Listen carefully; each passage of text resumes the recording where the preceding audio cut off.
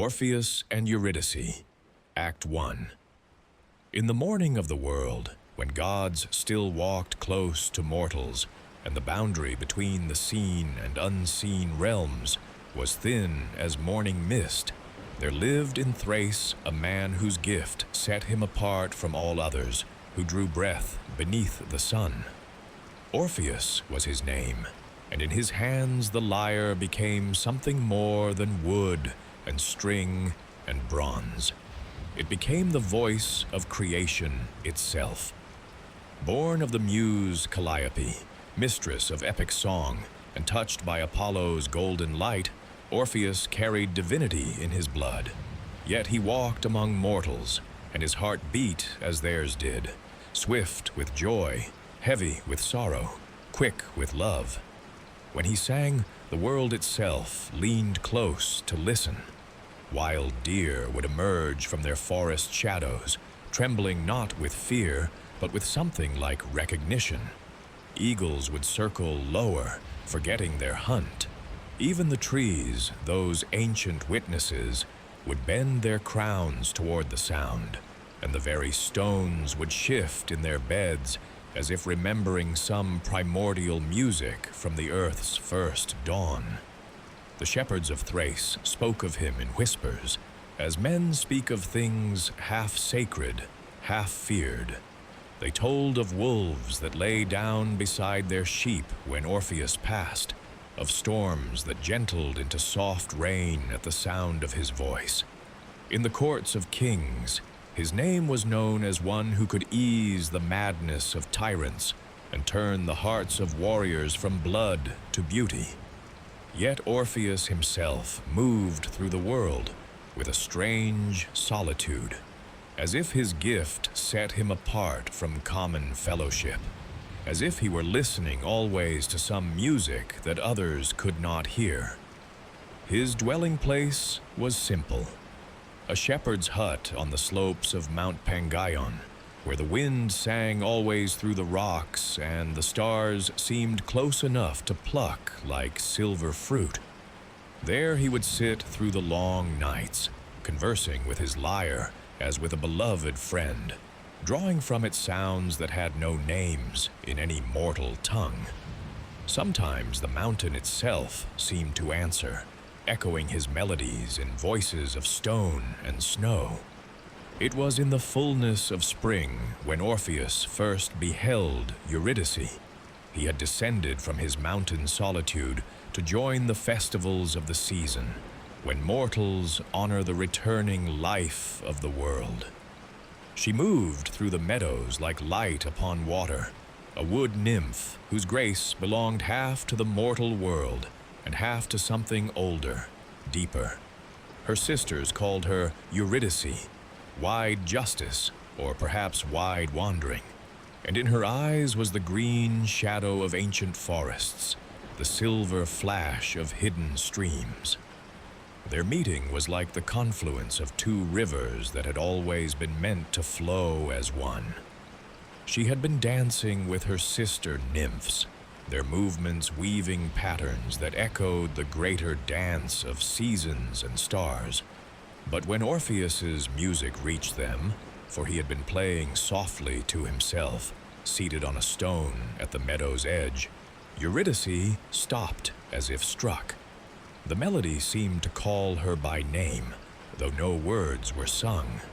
It spoke of loneliness ended, of questions answered, of home found in another's heart. She approached him through the tall grass, and Orpheus, looking up, felt his fingers falter on the strings for the first time in memory. Here was something his music had been seeking without knowing it sought. Their eyes met across the diminishing distance, and in that moment, the music that had always lived within Orpheus found its perfect theme. He sang to her then, not with words at first, but with pure melody that spoke of recognition, of finding the other half of one's soul walking free beneath the sky. "I know you," the music said without words. "I have always known you. In every song I ever sang, I was calling to you. In every silence between the notes, I was listening for your answer. And Eurydice, who had danced to the music of wind and water all her life, heard in his song something that made all other music seem like echoes of this true sound. She sank down beside him on the grass, and they sat together as the sun made its journey across the sky, neither speaking, for what need had they of words when the lyre could say everything? Their courtship unfolded like a song itself, each day a new verse, each meeting a deepening of harmony. Orpheus would come down from his mountain, and Eurydice would emerge from her forest haunts, and they would meet in the spaces between, meadows that belonged to neither mountain nor wood, but partook of both. He taught her the formal melodies of men, the hymns and paeans that mortals sang to move the gods. She taught him the wilder music of growing things, the songs that moss sings to stone, that roots sing to earth. Together they discovered a new music, neither wholly mortal nor wholly divine, but something unprecedented, the sound of two souls learning to beat in rhythm. Eurydice, who had heard the streams sing and the wind make melodies in the leaves, had never known music like this. It was as if Orpheus's lyre could voice the very thing her heart had always yearned to say, but never found words for. And Orpheus, who had made stones weep and storms grow calm, discovered that all his music had been mere practice for this, for singing the name of his beloved. The beasts of field and forest bore witness to their love. Birds would follow them in great murmurations, adding their voices to Orpheus's songs.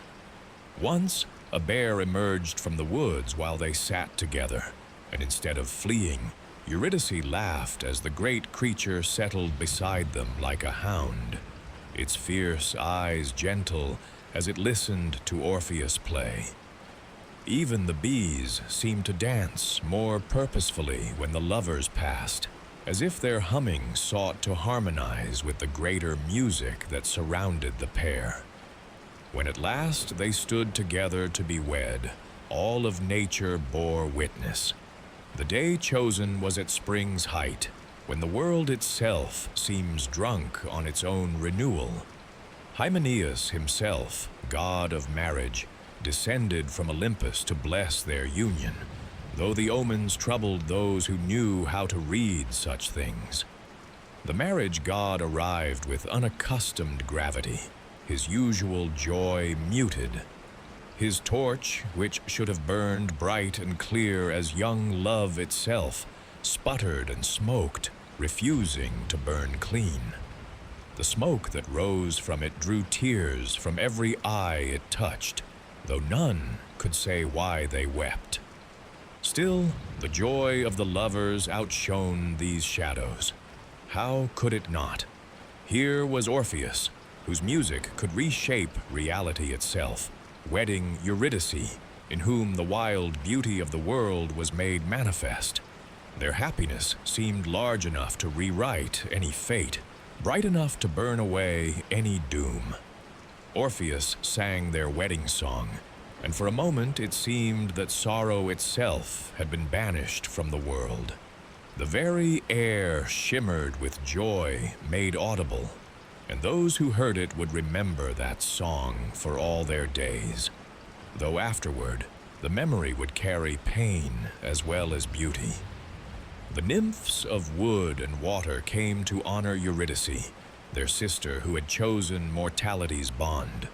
They brought gifts of flower crowns that would never fade, water from sacred springs, honey from the hives of the gods' own bees. They danced in circles that seemed to mirror the greater turnings of the stars, their bare feet blessing the earth. The patterns they wove were old beyond memory, speaking in movement what words could never capture.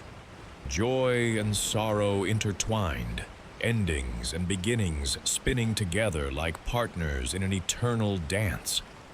Eurydice danced among them, radiant as the moon, while Orpheus played melodies that made the very air shimmer with joy.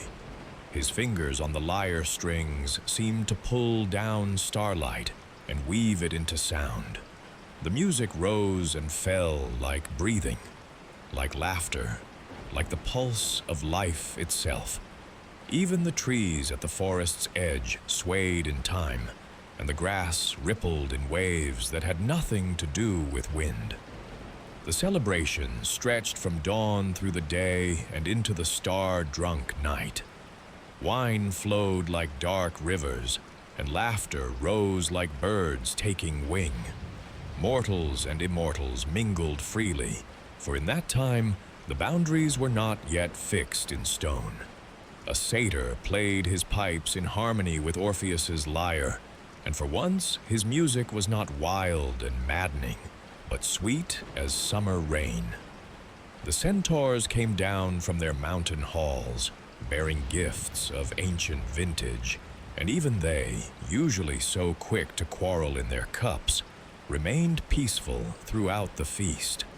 But the Fates, those three sisters who spin and measure and cut the threads of every life, had already woven this day's joy with tomorrow's grief. Perhaps they sat at their loom even then, in whatever place, beyond place, they keep their vigil. And perhaps Clotho's hand trembled as she spun the thread, and Lachesis measured but a brief span, and Atropos held her shears ready.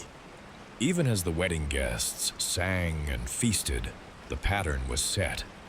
Perhaps it is always thus, that the greatest happiness carries within it the seed of the greatest sorrow, as the brightest day casts the darkest shadow.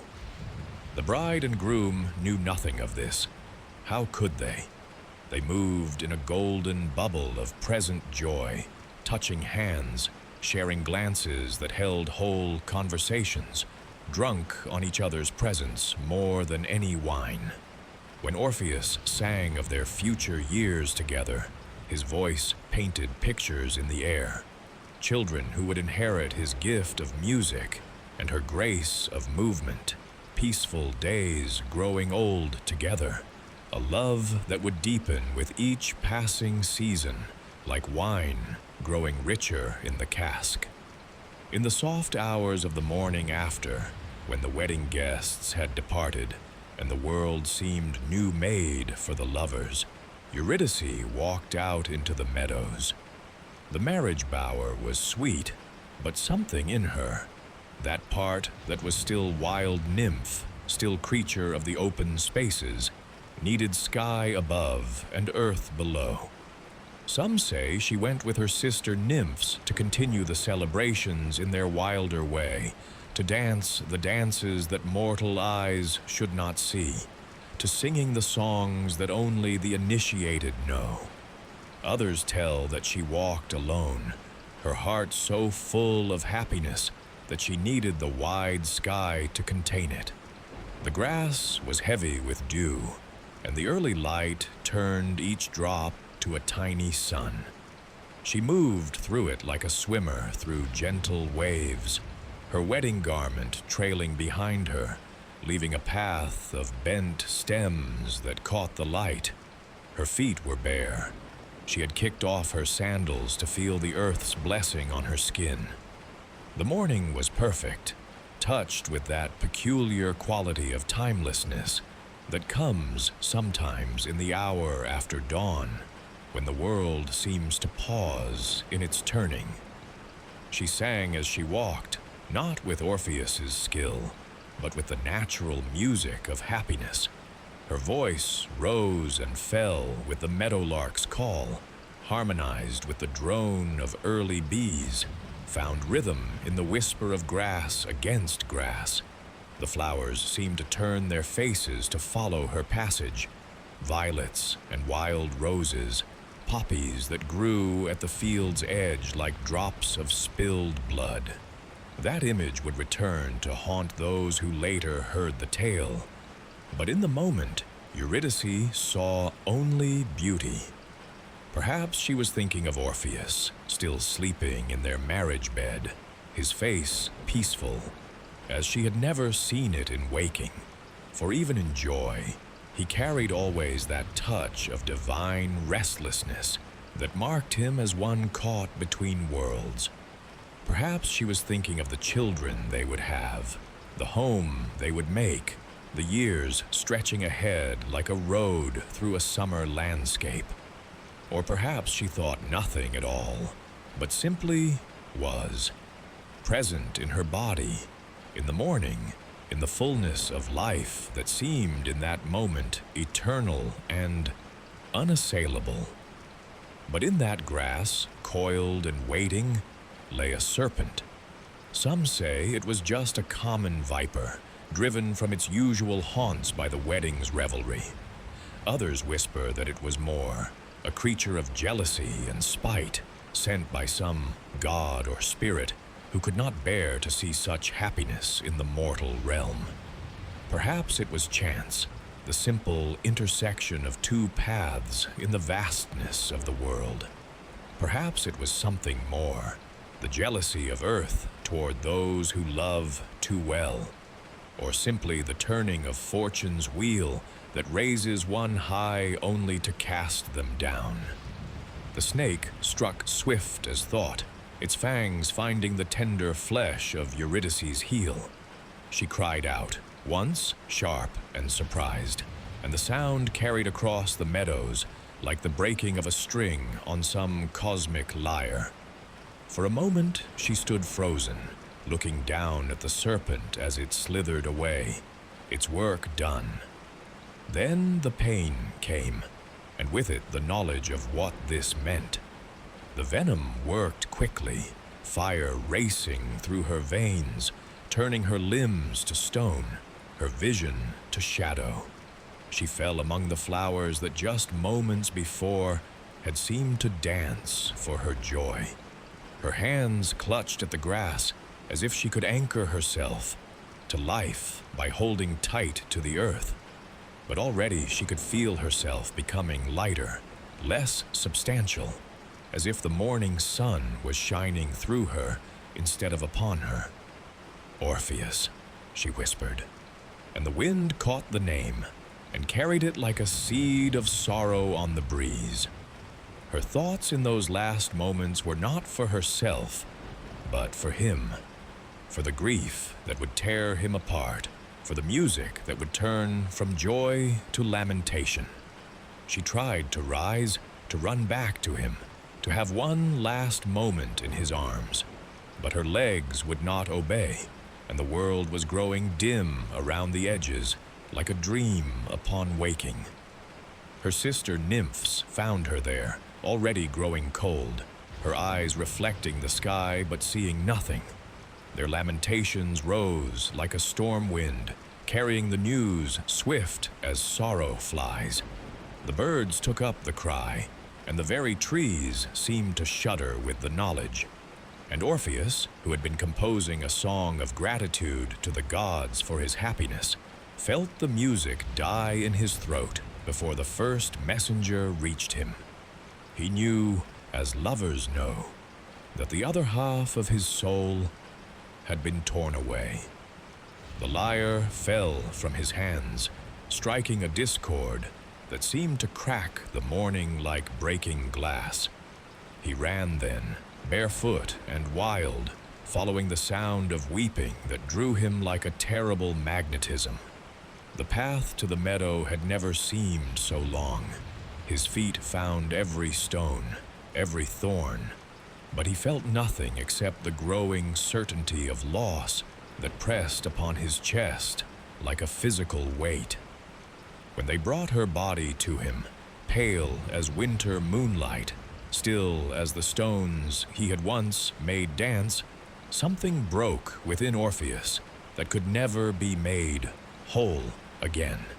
He fell to his knees beside her, his hands hovering above her face, afraid to touch and confirm what his eyes already knew. Her beauty remained, but it was the beauty of marble now, perfect and cold and forever unreachable. His first sound was not a cry, but a note, low and terrible and beautiful, a sound that had never before emerged from any mortal throat. It was grief given voice, loss made manifest in the air. Those who heard it fell to their knees, for it carried within it every sorrow that had ever been or ever would be.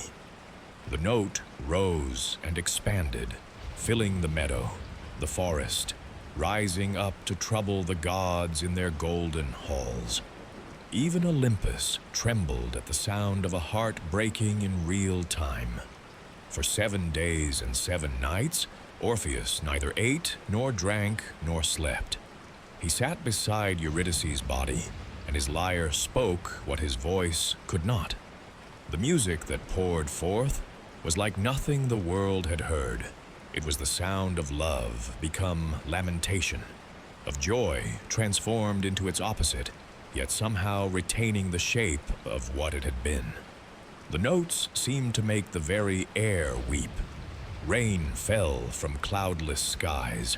The rivers swelled with tears that were not their own. Animals came from the forest to sit in silent vigil, and even the wind held its breath to listen. On the 8th day, when custom could no longer be denied, they built the pyre. Friends and strangers alike brought wood, each piece laid with reverence, for all who had heard Orpheus's lament understood that they witnessed something beyond common grief. The flames that took Eurydice's earthly form seemed gentle, almost reverent, as if fire itself grieved to perform this last duty. Orpheus played as she burned, his music rising with the smoke, carrying something of her essence up toward the dwelling places of the gods.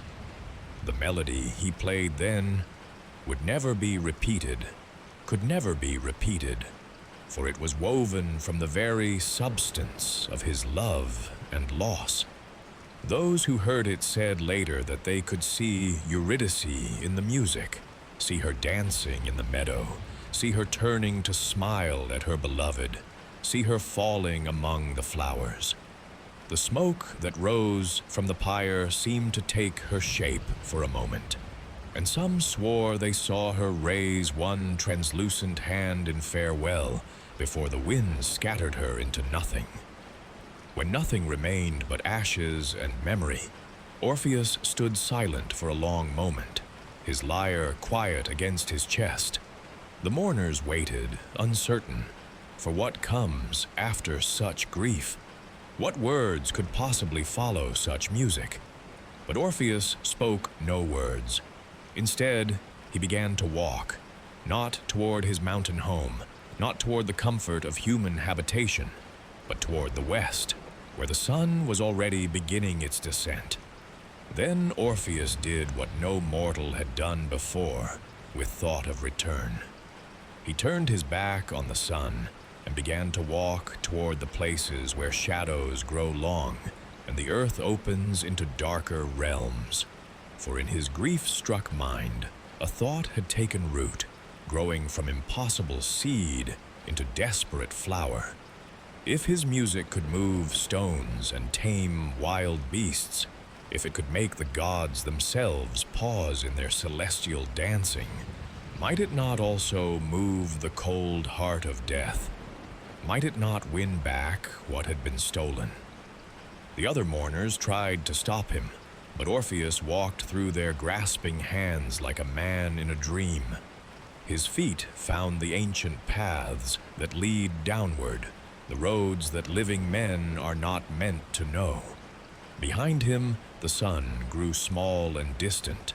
Before him, shadows gathered like a congregation, waiting to hear what song this mourner would sing in the halls of the dead. He carried nothing but his lyre and his love and his grief. But these, he thought, might be enough.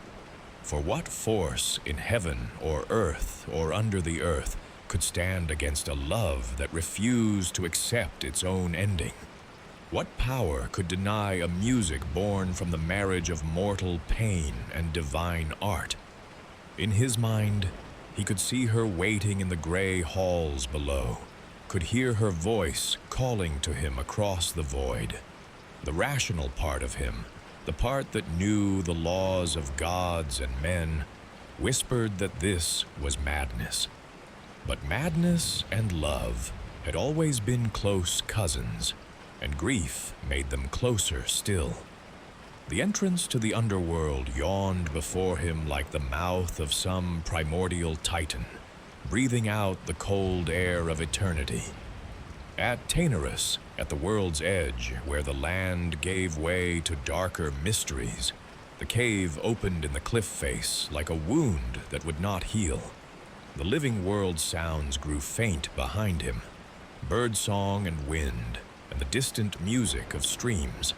Ahead lay silence, the vast and patient quiet of the dead. Orpheus stood at the threshold for a long moment, feeling the weight of what he was about to attempt. No living man had walked this path with hope of return. Heroes had ventured here, Heracles on his labors, Theseus in his folly, but they had come as conquerors, not supplicants. Orpheus came with empty hands and a full heart, bearing no weapons but his art, seeking no glory but love's restoration. He touched his fingers to the lyre strings, drawing forth a single note that seemed to hang in the air like a question. The darkness before him shivered at the sound, as if even shadow could be moved by music. Then, with the courage that only love can lend, he stepped forward into the darkness, beginning his descent to the throne of Hades himself. The shadows parted before him like curtains, and the path downward opened like a throat ready to swallow. But Orpheus did not falter. He had already lost everything that made life worth living. What more could even death take from him now? Each step downward was a word in the argument he would make before the lords of the dead. Each note that fell from his lyre was a reason why the laws of nature should bend, just this once, for love. And so began the journey that would be sung of for millennia to come. The lover's descent, the artist's greatest performance, the mortal who dared to argue with mortality itself. Behind him, the circle of light that was the world grew smaller and smaller, until it was no more than a distant star in the darkness. Before him, the realm of shadows opened its gray arms in what might have been welcome or warning. The darkness swallowed him whole, but within it, his lyre began to sing, a song of love that refused to die, of music that could not be silenced, of hope that persisted even in the very halls of hopelessness. And perhaps in the depths below, a shadow that had once been Eurydice heard that music and remembered what it was to hope.